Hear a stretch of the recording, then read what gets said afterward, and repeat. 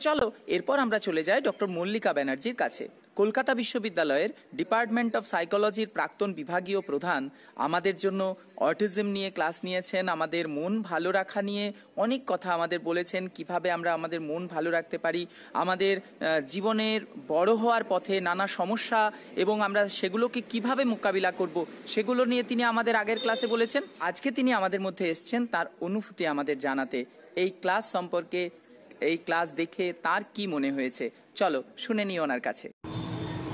আজ অশনি সংকেত পৃথিবী জুড়ে, যার নেতিবাচক প্রভাব পড়েছে আমাদের সমস্ত ক্ষেত্রে, মানে আমাদের পড়াশুনোর ক্ষেত্রে, আমাদের অর্থনীতিতে, আমাদের সামাজিক মূল্যবোধে, এমনকি মানসিক ভারসাম্যতেও।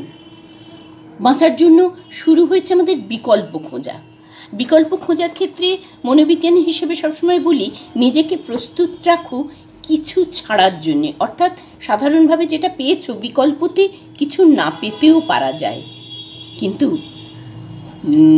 পড়াশুনোর ক্ষেত্রে, মানে পার্টিকুলারলি স্কুল শিক্ষার ক্ষেত্রে আমার এই উপদেশের ব্যতিক্রম দেখালো।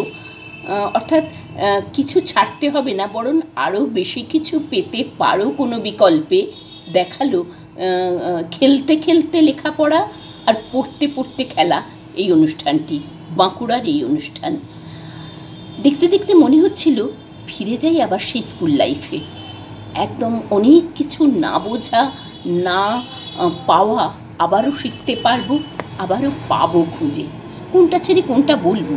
বিজ্ঞান মানে গ্লুকোজ, যা আমার মতো বোকারা খায়, না চিনি না গুড়, নাকি অঙ্ক হাতে করে ছোঁয়া যায় লসাগু, নুড়ি পাথর দিয়ে গসাগু, নাকি ছবি আঁকা, নাকি হাতের কাজ, নাকি কবিতা বলা, নাকি মানসিক ভারসাম্য রক্ষার জন্য বিশেষ প্রস্তুতি? কোনটা বলবো? সত্যি আমার মনে হয় এ এক বাঁচার রূপকথা। মনোবিজ্ঞানী হিসেবে আমরা বলি, অনেক নেইয়ের মাঝে আছে খুঁজে নেওয়াটাই মনের বসন্ত। শরীর মানসিকভাবে এই দেয় আমার সুষম খাদ্য।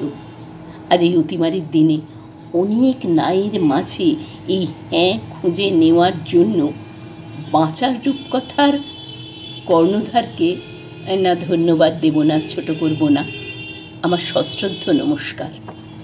ধন্যবাদ। ওনার এই কথা আমাদের সকলের এক বড় পাওয়া। এভাবেই আমরা প্রত্যেকের পাশে হাত রাখবো এবং এগিয়ে চলবো আগামী দিনে। এই তো আমাদের সকলের জীবনের একটা অন্যতম দিক হওয়া উচিত, তাই না?